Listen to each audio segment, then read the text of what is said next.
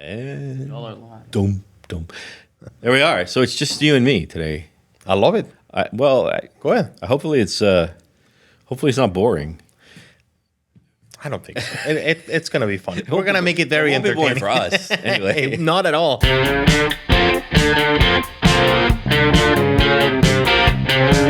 Along with all the other things that are happening this month, like Mardi Gras and Super Bowl, the Oscars, Bowl, right? Oscars. Lent starts this week. Yeah. Yeah. February 23rd was day one of the Battle of the Alamo. Yeah. I've been thinking about this whole Alamo thing for a while now. And we talked about, there was a book written, Forget the Alamo. Yes. And you read it. You read the Yes, book. and I thought it was very good. Yeah. I haven't read the book, but I did read an interview with the authors. Okay. So whenever I don't have time to read a book, which is pretty much always, if you can find an interview with the author of the book, Yeah. you know that whatever they talk about in the interview is whatever is the main thing on their mind about the book, which is really what the book's about. That's it. So it's really all you need to know. You don't really like the other. You don't need to go through the whole thing. You don't, Yes. you don't need the whole book. Yeah. So exactly. it was an interview with Christalmonson and the other guy, Yes. Burrow. What's his name? Something or So other. it's actually three, Christalmonson, and yes. I can't recall the names of the other two. So I want to get to all that, but and I have a line of thinking about, because it's been controversial, right? The whole Alamo, like what really happened? Were they heroic? Was it just because of slavery? What was Santa Anna really doing here? Did they really fight to the death, or did Davy Crockett surrender like a coward? Was there even a reason for them to be defending the Alamo? Sam Houston didn't really want them to do it. So,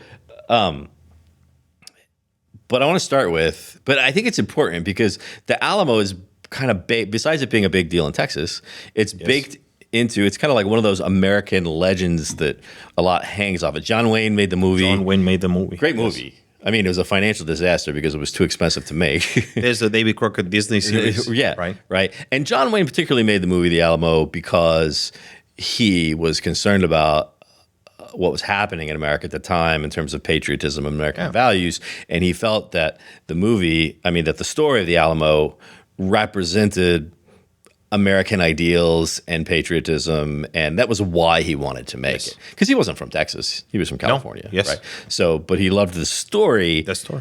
And then you got people over here who go, yeah, well, bullshit, because that's not really what the story's about. But I want to back up, and you know something, and you're from Mexico. Yes. Grew up. Born and raised in Mexico. Yes. Except you went to high school and college. But didn't you go to high school in San Antonio? Yes, junior and senior in San Antonio. Yes, San Antonio of all places. Exactly. Right? Exactly. So, which is where the Alamo is for those following along. Oh yes. Although if you watch the movie in the John Wayne film, it's not the actual Alamo. They built they recreated the whole thing out in West Texas somewhere. Yes, and it was crazy expensive. Yeah. So, but one thing that people don't talk about is what was going on in Mexico.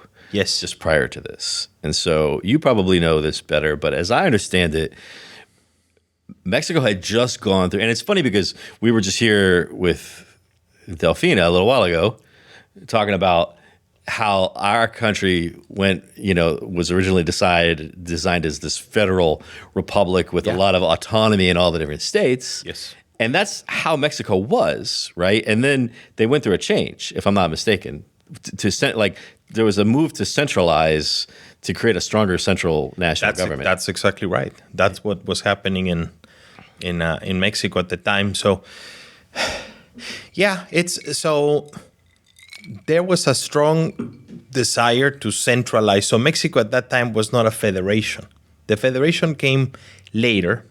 At the time, Mexico wanted to, like you say, centralize all of the power. And by the way, in Mexican history, what is common is that throughout all ages, including today, the center is always centralizing and centralizing. So it's almost the federation in Mexico has been like a forced concept. Really, Mexico should be like a French style. I see it as a centralized country. So, the way I understand the story from the little bit of reading that I've done is that Mexico won independence from Spain in 1821. 1821. Yeah. Okay. It's good that you know that. You should know that. Yeah, I guess so. 1821, and initially, as I understand it, they set up a constitution that was meant to kind of emulate what the United States had done. Yes, always the United States has always been a reference. At the very beginning, and it was very much each of the Mexican states, or whatever they called them at the time, had a fair amount of states and territories. Yeah. So, for example, Texas wasn't initially a state; it was a territory because nobody lived there except for Comanches, right? And just the missions, right? Yeah, that was it. So as I understand it. And that was short-lived because then Santa Anna consolidated power, tore up the Constitution, and basically replaced it with a centralized government. So the states and the territories prior to that, for a few years after independence, were enjoying fairly certain freedoms. Yes, very, much like in this country early on. And then somebody came along and said, no, we're doing away with that. We're going to have centralized control, and Santa Anna consolidated. Is that the way you learned the story? Like when you were in general in school? You know what? So the first Mexican independent state, right? State as not as defined, let's say by American political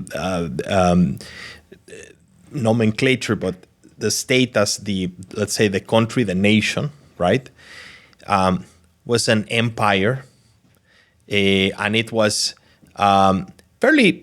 So one thing that is interesting about Mexico is Mexico throughout its history has attempted to federalize, right, and to give states certain liberties, but there's always that almost trend.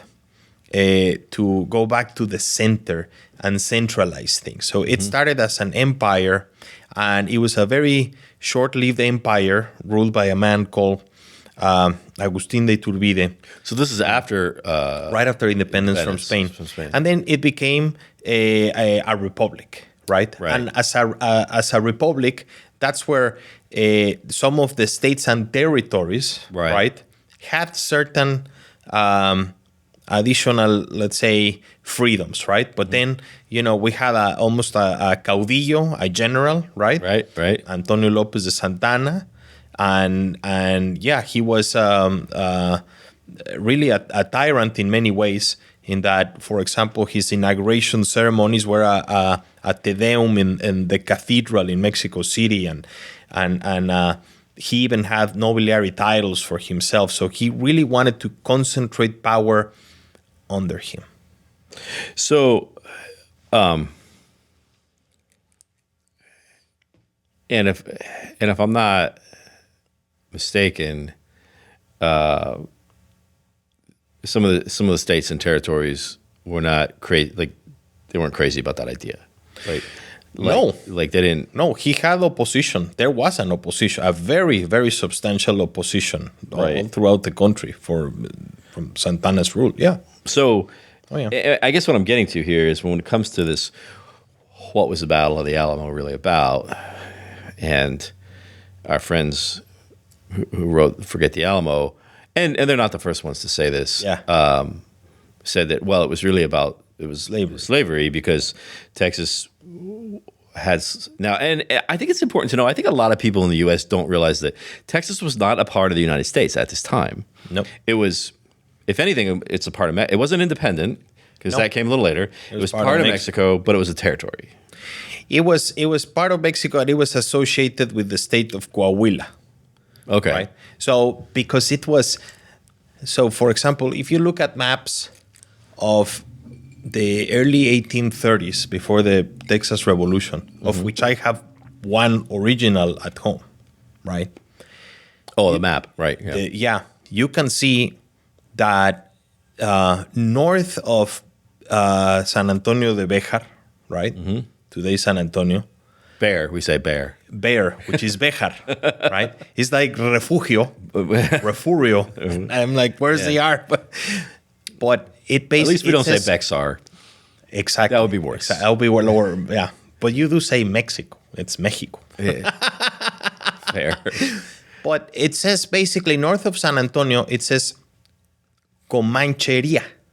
Oh, okay. Land of the Comanches. Yeah. And for years, because remember that during the Mexican conquest, the pre-Hispanic cultures that the Spanish encountered were substantially more civilized than the tribe of the Comanches in Texas. Okay?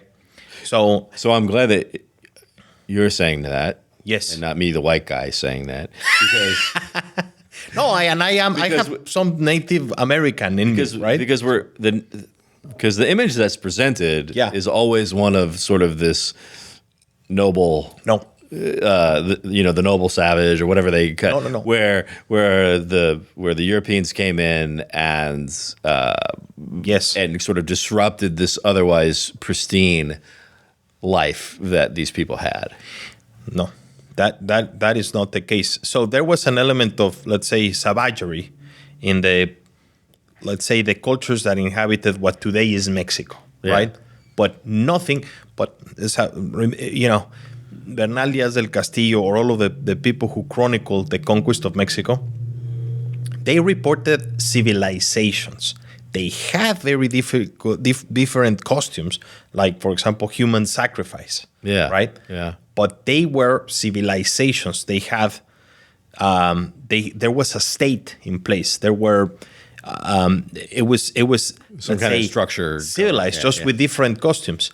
The Comanches that lived in Texas for generations, there is nothing. No, they were nomads, and there is nothing that was remotely civilized, right? They were savages, right? And there was the subgroup, right? Subgroup's not the right word, but there was Apaches. But the Comanches. More civilized. There was among the Comanches there was a group called, I can't remember. It starts with an M. I can't. But I think they were even more so that way. Yeah. Well, in general, and it's reported not just by historians of contemporary historians, but historians of the day have documented very clearly that Comanches were savage, right? Yeah. So for years, the viceroys of New Spain, and then also the rulers of Mexico, the state of Texas never really was given the designation of being a state, because a state for us meant, there is a governor, and the governor has a ruling, right? Whereas in Texas, at the time, and even at the time of the Texas Revolution, it was very sparsely populated. We're talking about, at the time in Europe, Napoleon was fighting the Tsar. Yeah. The Grande Armée had 600,000 soldiers. When you look at the Texas Revolution, these scrimmages were like, 500 soldiers versus 300. So, it was nothing. It was fought by very small contingents, right? Yeah. Yeah. And it was, so as I understand it, the population in Texas at the time, just prior to Davy Crockett's arrival, remember, he famously said to Congress, you can all go to hell. I'm going to Texas. Go to hell. Something that people don't think about is when he said that, he actually said he was leaving the country. Yeah, he was leaving the United States. Yes. And which I can kind of still hear those sentiments echoing today. But at the time, there was two groups of people, the what they called the Texians or the Texan, the Texians. Yeah. And those were the kind of the white people from, and Yes. then there were the Tejanos, which Exactly, were the Mexican original people inhabitants, who lived yeah. the original, and so not counting the Comanches, but No. there was that, and they all, and coming back to the thing with Santa Anna, is so it was kind of a wild territory with not Wild. much, but they all so the Texians and the Tejanos, Yeah. none of them were excited about the idea that Santa Anna was now going to exercise control over that territory. Yes, Right? 'Cause that is they fought correct. together. That is correct. They came In fact, together. think of Juan Seguin. Yeah. Juan Seguin was a Tejano, but he fought with And his brother Seguin. the Texians, right? Yeah. So there were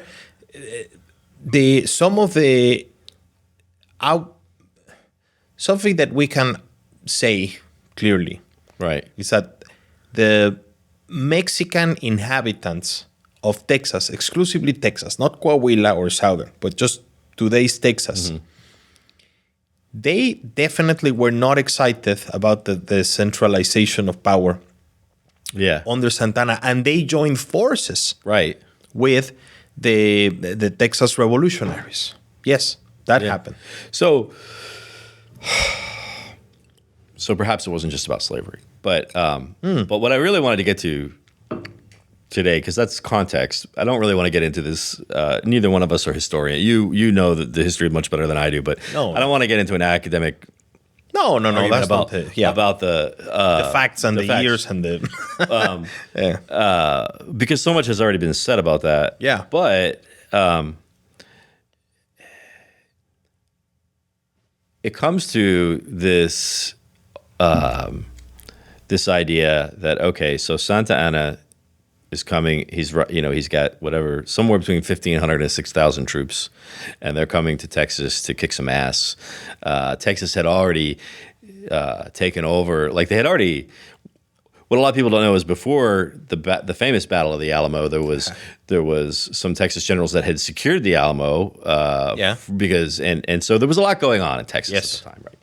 And now here comes Santa Anna, and we have this story about these brave 160 some odd 180 brave souls who defended the Alamo to their death.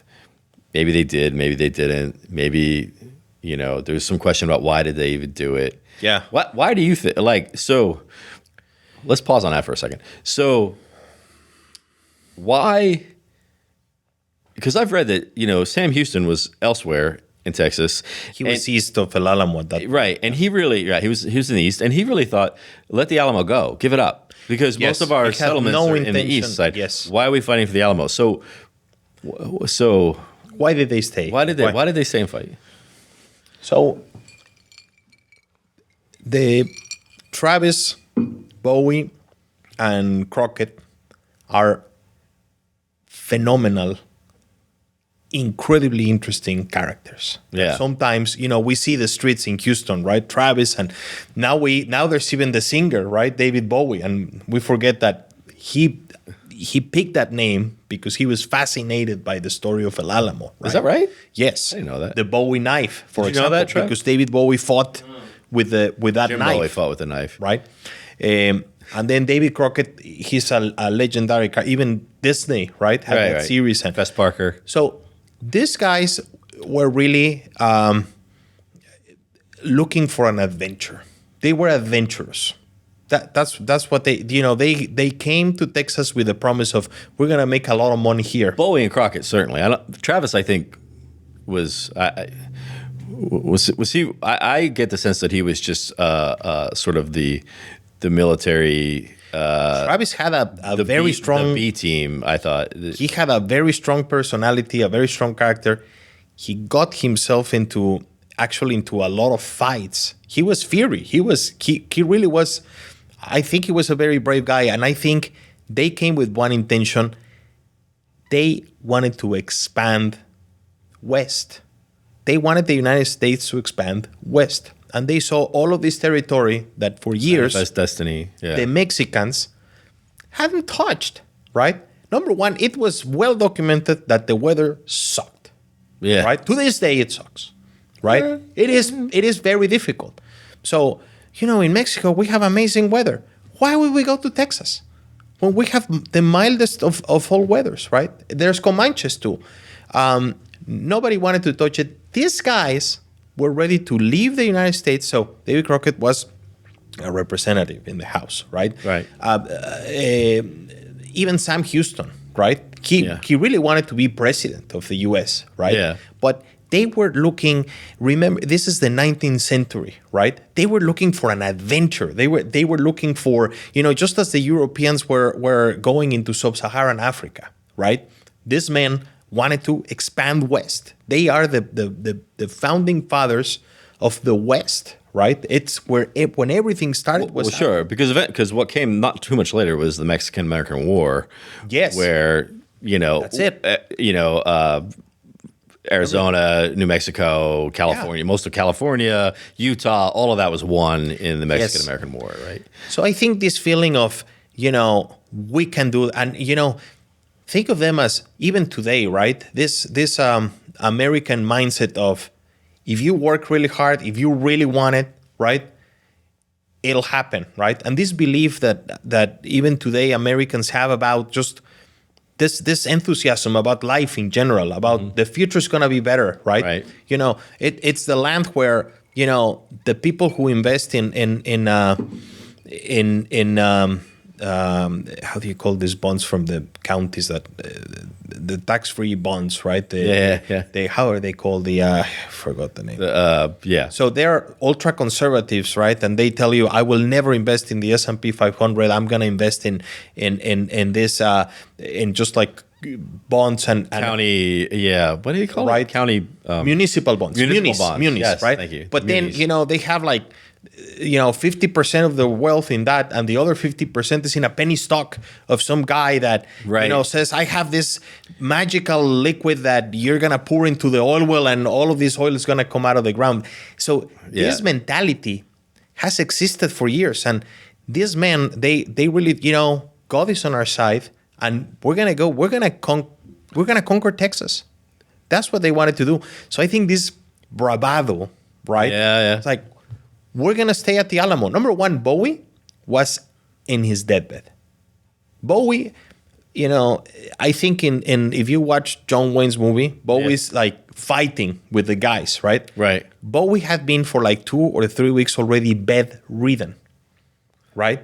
So when the Battle of El Alamo took place, this man was on his deathbed, right? Interesting.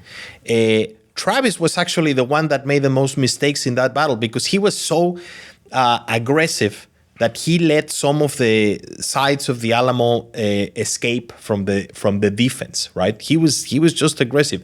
David Crockett, right? David Crockett was there because he wanted to go back home and tell his grandchildren a really good story. You think so? Is that it? Yes. Yeah, you might be. Yeah. Well, so yeah, they shouldn't have been there. But I'll tell you something. I think they did inflict a lot of damage in Santana's troops. Santana used a lot of ammo. Yeah. And he lost a lot of men in that. Number one, Santana should have just skipped the El Alamo. Why did he care? Who cares? Why did he care? Yeah. So he spent, a lot of ammo there. So by the time they got to the Battle of San Jose, well, we'll talk about that later. Yeah. Okay. So, I guess the thing is, it was hubris. That's my answer. Yeah, it was hubris. Yeah, you can see that kind of in all directions, and you're right that manifest destiny mentality was. It's the 19th century, right? Yes. Who was the president? Polk, right? Actually, Polk is in the Mexican-American War. Yeah, later, but he was the one who really was pushing. For the westward expansion. He wanted to get reelected with all of Mexico, for example. Right. He didn't get reelected, but that was his. So here's the thing. We get hung up on what really happened and who was brave and who wasn't brave, and et cetera, et cetera. And John Wayne gets criticized for perpetuating the myth, right? And like I said, I read his biography, and the good one, the one written by Scott Ivan, and he wanted to make that movie. It was a financial disaster because it was way too expensive to make. He wanted to make it for 10 years, and all his friends kept telling him, John Ford told him, don't make it. Everybody said, not because it wasn't a good story, but because you can't make this movie the way you want to make it. It'll never make any money. Yeah. And, because it required like 700 people, and they had to build and recreate the entire thing. But he wanted to make it because he was concerned at the time that he saw, like I said before, he saw what was happening in America. This was 1960 when he made it. So, there's some disagreements about, who was on which side of Vietnam at the time. And he was very political. So he liked Nixon and didn't like Kennedy and da-da-da. But when you look at why he started wanting to make this movie 10 years before. In 1950, 51, the movie finally got made in 60. So he started wanting to make this movie well before Vietnam and Nixon and Kennedy and all the rest, because he saw that, in his view, was that American values, virtues, patriotism was coming unwound, and he thought that this movie, that this story represented, what was great about America and what ought to be great about America. And so my question is, why can't it just be that, that legend that reinforces the right principles? We have history. Trevor was talking about this earlier today. History is made up of myths and legends that we know that the details of what actually happened aren't necessarily the way it did happen. But we rely on those legends and those myths to represent, what's good and right and virtuous and how we ought to be. Why can't the Alamo just be that? Why do we have to try to dig in and try to prove some sort of Tomlinson and those guys? Why write that book? Why not just let it be a story of heroism? It's interesting. In Mexico, we have no interest in the Battle of El Alamo.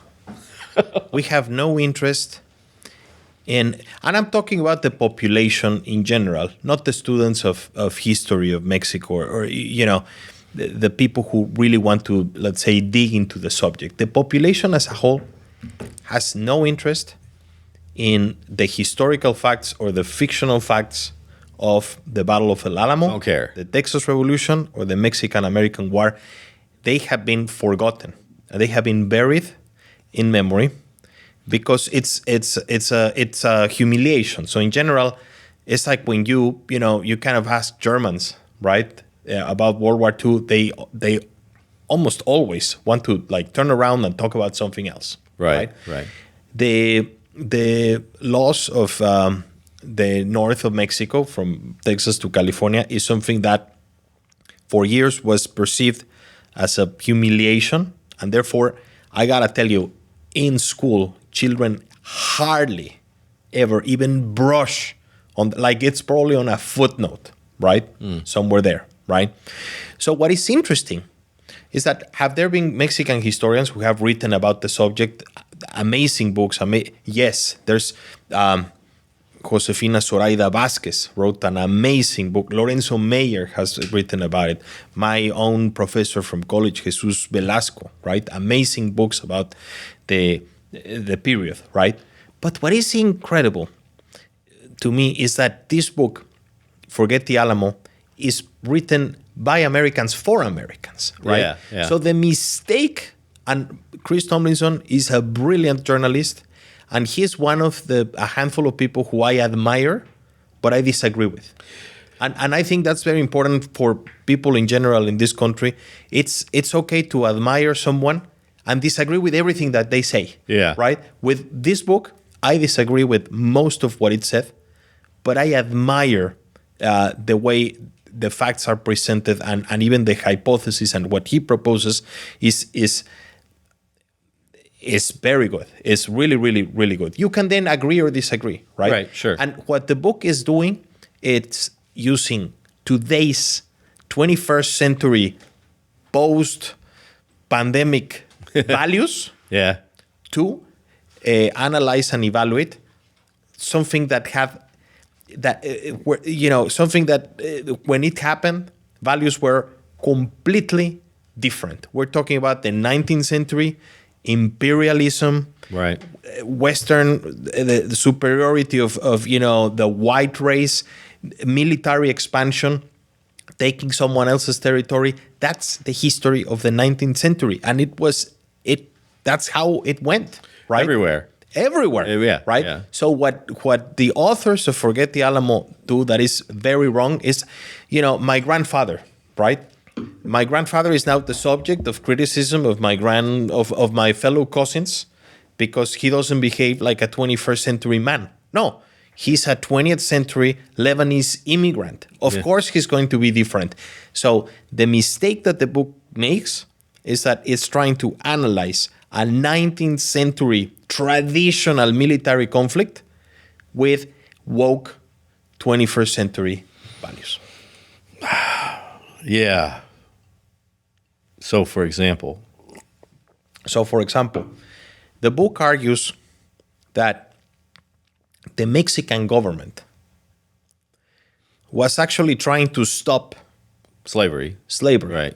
And yes, the Mexican government, when Austin came to Mexico City to negotiate, right? Mm-hmm. They ended up putting Austin in jail for a couple of years, right? And you can actually visit. Now it's a handcrafts market where where Austin was in jail. Yeah, it's the prison of La Ciudadela. Now it's a handcrafts market. Yeah. Beautiful, by the way. So what they argue is that the Texas revolutionaries, they simply wanted to expand what they were doing in the South to Texas, right? This is virgin territory. Let's bring our slaves and let's plant cotton and let's continue that export economy in Texas, right? And the Mexican government said absolutely not, because the Mexican Constitution, and yes, the Mexican Constitution at the time forbids slavery, right? So they make the whole argument, right, that the war was ignited because someone like Santana. Do you think Santana cared about the black slaves? Not at all. Yeah. This was a Mexican Creole, right? To this day, there's still enormous racism and I'll say classicism in the Mexican upper classes, right? Now they come with the argument that they did not care about the slaves. Slaves was indeed forbidden in the Mexican Constitution, but they did not care about the slaves. What Santana cared about was defending his territory, which is the number one responsibility of a ruler. You have to defend the borders. Then, Well, apparently not anymore. Apparently not anymore. But make no mistake, the number one responsibility of a ruler is defend your borders. Yeah. That's it. Otherwise, you have nothing to rule. Santana wanted to tell the Texas revolutionaries, these are the rules, right? And at some point, they contradicted, they acted differently, and then he wanted to kick them out, right? That's it. And yes, the argument of the slaves was used. It was not. Believe me, 19th century Mexican upper classes had no regard, not even for the Mexican Native Americans that lived in their territory and were not slaves. They were pretty much de facto slaves. Yeah. Okay.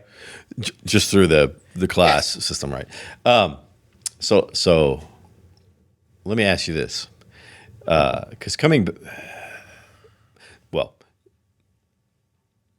everything you just said, sounds pretty much like any historical story about countries and people clashing and power struggles. It's all that, and there's always the thing, and then the thing behind the thing, and why did they really do it, and da da da da da da. Yes. But so you can sift through all that, and you can say, Santa Anna really cared about his territory. Well, he cared about his territory. Yes. It wasn't really about the slave, but a bit of them. Yeah. Point is, out of all of that, we got this story that has been part of American culture about bravery and patriotism, and facing down danger and having courage and doing the right thing in the face of death, and like, oh, those are all good things. Like, we should all aspire to those characteristics and those virtues and things like this. So, so my thought is, why can't we? Why? So it's fascinating history, but at a popular culture level, why can't we just say the Alamo is a story about brave men and we should all be like that? Now, one thing that like Tomlinson and the other boys say in their book, if I remember, is that it promoted, and you'll have a perspective on this since you were a teenager going to school in San Antonio. Yeah. One of the things they claim is that, well, this whole, the way that we remember the story, which is not accurate and is not right, promoted maltreatment of Mexican people in Texas. And for, I think the example that I think one of them said in the interview that I was reading, he said, you could be, if you were a Mexican kid growing up in Texas, you could feel like you were part of the United States, part of the country, until you got to 7th grade. And then you learned about the Alamo and how your ancestors killed Davy Crockett and your ancestors, right? And there's some bully who's going to punch you in the arm and say, remember the Alamo, like your people. Like, is that, and again, and you made an interesting point. This is 3 white American guys who took it upon themselves to do this. Yeah. So, and I read that and I thought, is that really a thing? Is that that was not my experience. That was not my experience at all. I think, there's the one of the best books, which by the way, in their book it is highly criticized. And I read it myself because I wanted to. So they criticize 2 books. One is called Lone Star. And maybe you can use your wiki to find out, because the author has a German last name and I forgot the. So Lone Star, and the other one is Seeds of I'll remember in a second. So very criticized books, both of them, and both of them are like the reference. Forget the Alamo criticized those books. Yes. Right. So. By the way, do you need a refill on your scotch over there? A little, maybe a little. Okay. All right. So talk about the books. I'll fill you up. So, So they criticize. So they criticize these 2 books, and I read them just because I've always been fascinated by the history of Texas, and I thought, well, why not? I'm gonna give it a try. I mean, at that point, I had only read books about Mexican authors, right? So I read these books, and what they say is that in these books you find information like the Western culture.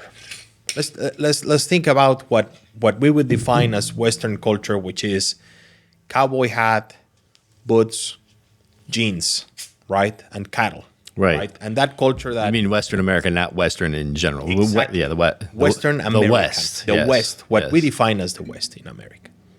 The culture that basically starts in the Sabine River and moves west. Sabine is the border between Texas and Louisiana. Texas and Louisiana. Right. Yeah. That culture actually was American Southerners that were imitating the Mexican charro. So that culture existed already in Mexico. That's why Is this why people in Louisiana think that they invented tamales? Perhaps. But I'll tell you that culture, so the cowboy hat, the cowboys, the leather garments, the blue jeans, all of that had existed in Mexico for a very long time. When the American, let's say, I wouldn't call them settlers, but the American conquerors, right? Yep. Of the West. when they, thank you so much. Yeah. When they saw the Mexican charros, right, dressed like that, they adopted those costumes, right? So when you see an American cowboy today, that American cowboy, the origin of it is they're imitating the vaqueros, right? So I mention this because perhaps Christalmonson and the authors forgot to mention that a lot of what the American conquerors of the West did was actually due to admiration of the culture of the charros in Mexico. And basically the culture of the west of the United States emanates from the charro culture in Mexico. The fashion, even the mentality. The charro was... Isn't that the little dessert things with the cinnamon and the... Charro is a Mexican cowboy. Oh, no, I'm thinking of churro. You're thinking of churro. Charro is a Mexican cowboy. Yeah. And a charro was... How is that different from vaquero? So vaquero were the helpers in the ranches. Oh, okay. They were the cowboys, the boys who would take care of your cows. Yeah, okay. Right? Gotcha. Eventually, they translated vaqueros, they translated into cowboys, right? Once they understood the meaning, right? Because remember, as they were settling west, they were encountering cultures in Texas, in New Mexico, in California, right? In Colorado, right? The original inhabitants spoke Spanish, right? Right. So they started translating all of this into English, and to this day, the outfit, right? The cowboy boots, the cowboy hat, all came from Mexico. The jeans, all came from the charros, right? Yeah. So I think the authors forget to mention about the admiration, right? Interesting. That existed, right? So it was not necessarily in the beginning. It was not, oh well, you're Mexican and you killed David Bowie, so let me point you in the. No, it was Jim actually it was exactly. Sorry, it was admiration over the culture. Yeah, interesting. So,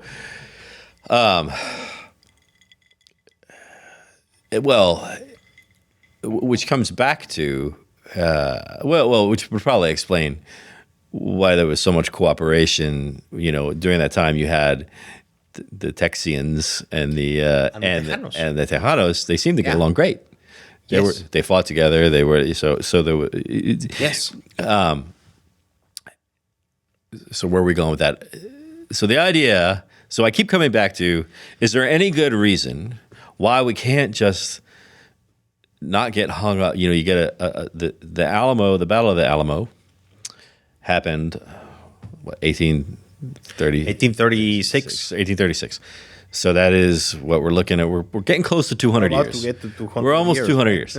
So I think it's far enough back that we could say, why not just treat it as one of these legends that we know that the story, the way it's told today, is probably not exactly what, and there will be things that we'll never know, but let's just use it as a symbol of you know, the bravery of people and the values, and that, well, like, and so what I'm looking for is what's a good, like why not do that? And it sounds like it didn't, contrary to what the Forget the Alamo guys said, it didn't seem to really create any anti-Mexican, lasting anti-Mexican sentiment, because even at the time there were Mexicans on the side of the. Yes. So there wasn't any sort of a discrimination against the Mexican culture. That's the point that you just made. In fact, there was the admiration of the culture. Well, Sam Houston was married to a Native American.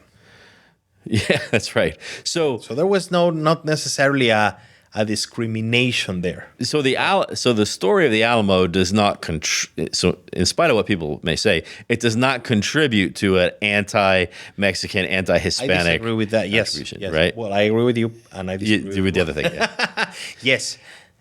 So I think, you know, John Wayne's notion that says, I want to take this story and I want to kind of immortalize it and embrace the legend of bravery and courage and patriotism.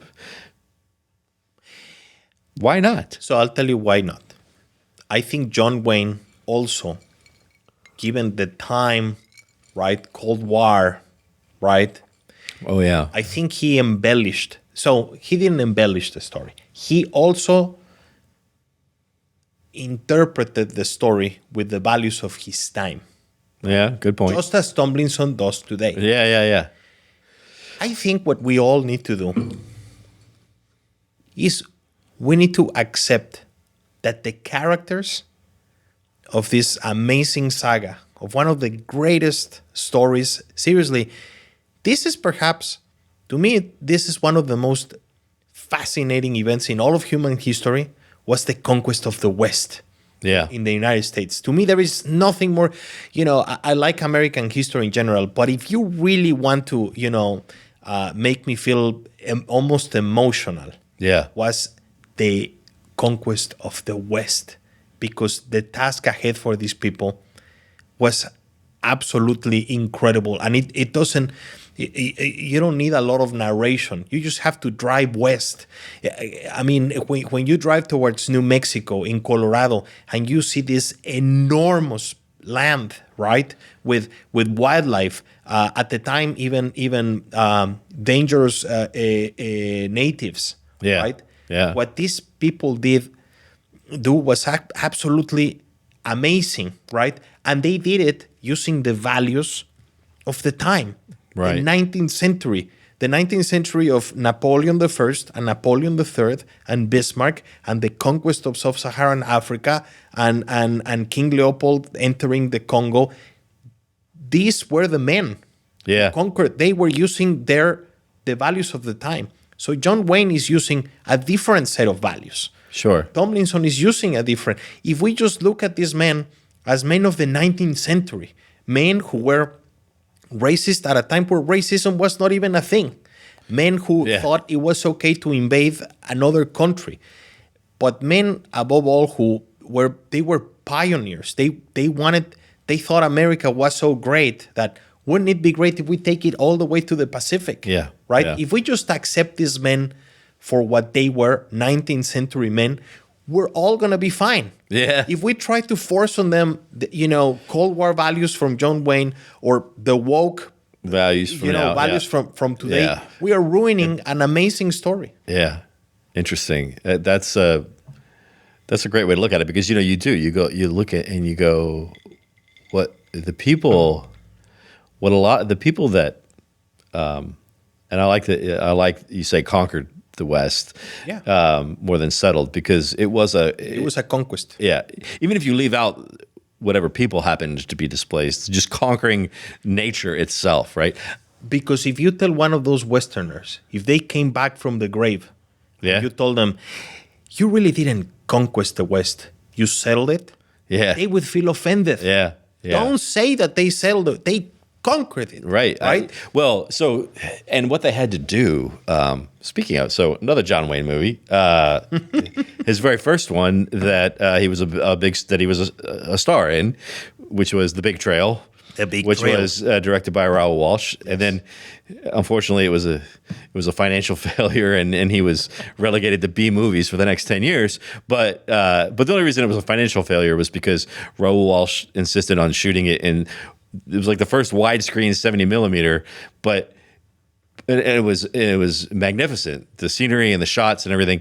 But none of the theaters in America could show it. They couldn't show it. And so they couldn't show the big screen. Anyway, but if you watch that film was very, and not that I'm trying to point to Hollywood as an accurate representation of history, but in this case, it made me think of this. They researched that film because the whole story is, here's a wagon train of settlers, conquerors, and they want to go from wherever they were in Missouri all the way up. They were actually going past Oregon, up into what would now be Canada, but they researched like what it would be like, what the wagons looked like, what kind of equipment they had, what kind of and there's this one unbelievable scene, if you remember, where the only way to get from where they are to where they're going to be is they have to go down this cliff, and they are lowering the wagons down the cliff with ropes. and it was a big cliff. It wasn't like just a little drop. No. It was probably 100 feet, and maybe more than that, maybe 200. I don't know. It was huge, and they're lowering, like they've got their animals, their cows and stuff, and they're putting them in slings and lowering them down this cliff, and the wagons are like on end going down the cliff. What kind of people do that? What kind of people go like? I don't know about you, but if I got to that cliff, I'd be like, well, shit, fellas, this is where we're going to live. Turn around. We're going to live here, That's or we're it. going to turn around. Like, we're done. Here's fine. We're done. Yeah, and again, it's Hollywood, but I believe that was something that they researched and saw that people had to do. There was no way to get from here to there unless you did something like that. You know, it's That's crazy. The same kind of people that 20, 30 years ago, they said, you know, I don't really think that this oil well is dead. Yes. I'm gonna try to see if I can wake it up.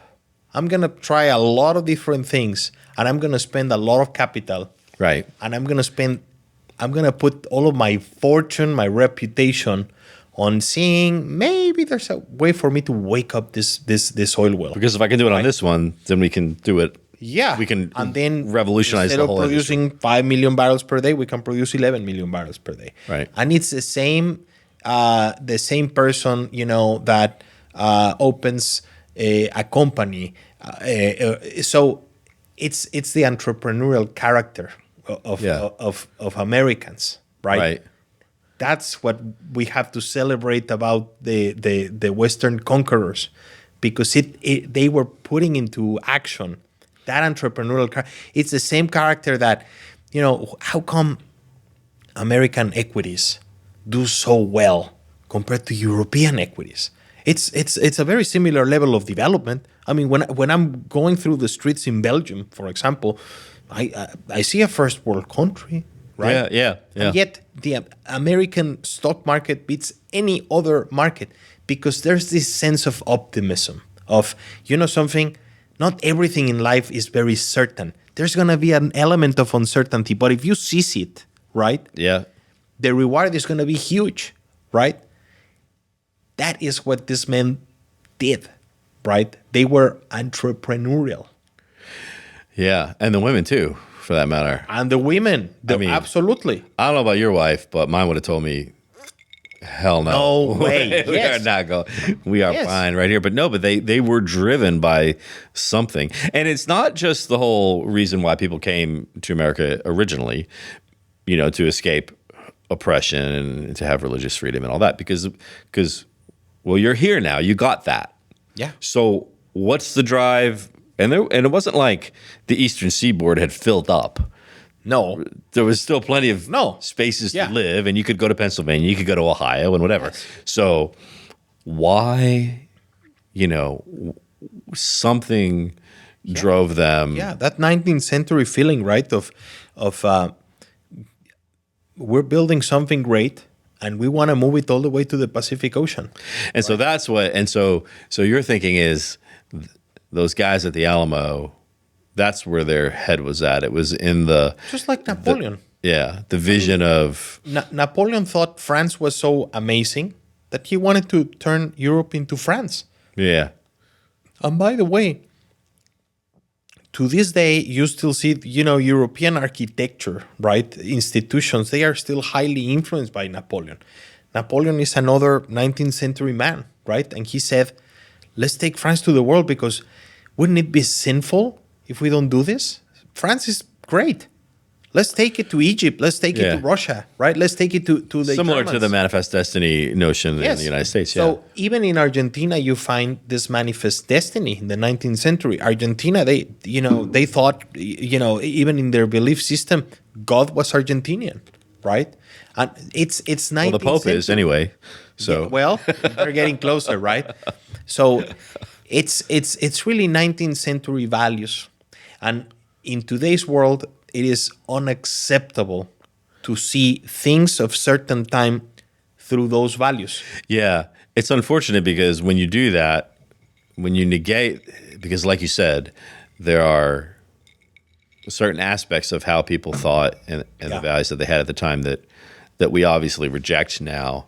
But we end up throwing the baby out the bathwater because there was so much greatness in, if you do exactly what you said, which is understand them and the values of their time, you see that they accomplished great things. Yes. And, the same happens so in Mexico, there's still I'd say, not hatred, but there's still resentment about the loss of half of the territory, right? Yeah. But you weren't doing anything with it, so. Well, even if we were, the lesson is you have to defend what's yours. Yeah, yeah. That's the lesson. And in the 19th century, by the way, it was Charles Darwin is a 19th century man, right? And what did he say? There's species that are gonna thrive, right? And if you don't thrive, you're most likely going to, be defeated and eventually destroyed and killed, right? And all of your genes are gonna go with you. Yeah, right? yeah. So that belief system, right, is there for a reason, right? And that's the reason why California, Texas, Nevada, Colorado, Arizona, New Mexico were lost. This feeling of, look, let's see who's the strongest, right? That's the 19th century, right? Yeah. Then, United Nations came and, now we have the charter and no state can invade another state. Right. Okay, but that's 20th century values, not 19th century. Right. Not at all. So not 19th or 18th or 17th or 16th or no. 15th. So don't analyze history from, let's say, today's values. Just understand the 19th century, think of their values, and if you see history that way, then as a Mexican, I find the whole saga of what happened from 1836 to 1849 really fascinating, right? Mexico at the time was weak. That's where problems with corruption and with ineffective rulers started. Yeah. It was an absolute disaster, the 19th century for Mexico, right? Yeah. And that is reflected in the loss of the territory. Right. Right. The same happened with the Germans after World War I, right? They got very upset about the Treaty of Versailles, right? Right. But hey, they pretty much started the war. Yeah. Right. And they lost it. And they wanted to play fight a two-front war, just like then they did again in World War II. War II, yeah. And, now they're paying. The Germans, for example, they lost what today is Kaliningrad. It was Kongsberg, the actual capital of Germans. That was the capital of the Russian king, right? It's lost. The north of Poland is all German, right? They speak German there. They lost it too. They lost Strasbourg, right? Right. So even a country like Germany, right, can look at the map and see at everything that they lost, right? Why? Because different values, different period of time. All right, that settles it. I'm going to go home and watch The Alamo and not feel guilty. Because it is a great. It's a great. The movie's amazing, and what they put into it. By the way, we might have to do another episode where we just talk about all the values and lessons from John Wayne movies, because I feel like that's okay. I'm gonna have to rewatch a lot. Because you got me. Because actually, part of what you were saying that right there also made me think about The Cowboys, which was the one he did much later. Yeah. In the early '70s with all those boys. There were no. He had to take he had to do a cattle drive so that he could live that year. Yeah. And by now he's an old man, and there's no help because there's a new gold rush, and all the men have left for the new gold rush. So he's got to take he recruits these boys out of the school. They range from like 12 to 15 years old, and they all become men. And in the end, the boys end up killing the bad guys that killed him and stole the cattle.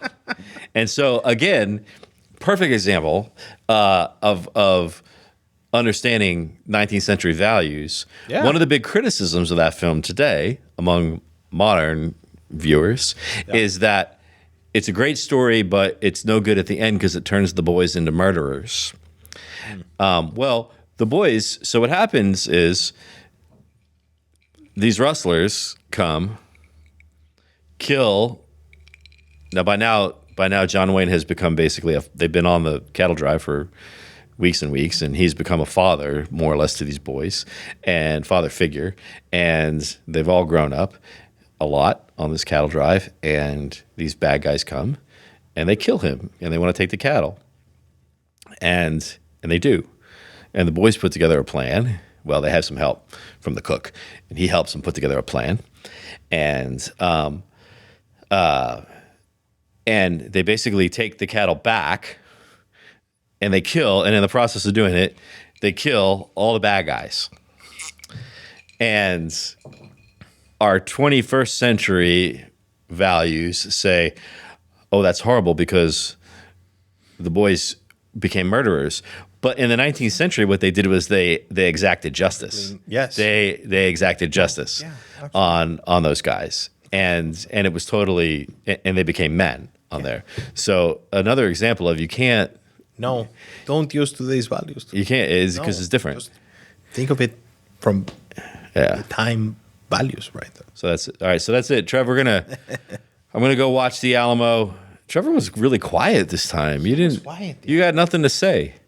You're acting like a man with something else on your mind, perhaps. But I think we're done. That's it. We're gonna go watch the Alamo.